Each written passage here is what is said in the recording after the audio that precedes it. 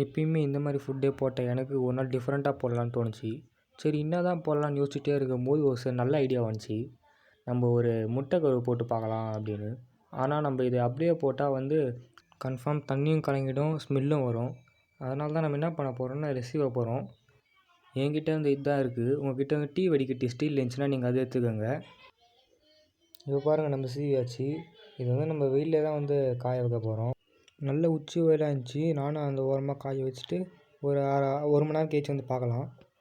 இப்போ கரெக்டாக ஒரு 2 மணி நேரம் 3 மணி நேரம் ஆயிடுச்சு. இப்போ வந்து பார்த்தா என்னடா இது கொஞ்சமாக இருக்குது. நம்ம கரப்பன் வேலையை காட்டுக்கிறேன்னு அப்போ தான் புரிஞ்சுது.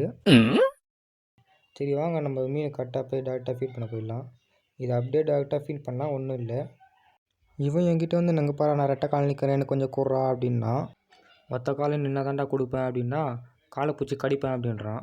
ஐயோ கருப்பன் கொசுங்காரன் சென்னால் செஞ்சிடும் அப்படின்னு சொல்லிட்டு நானும் பயந்துன்னு போட்டுட்டேன். ஓகே நீங்களும் இந்த மாதிரி வீட்டில் செஞ்சு பார்த்துட்டு எப்படி இருக்குது சொல்லு.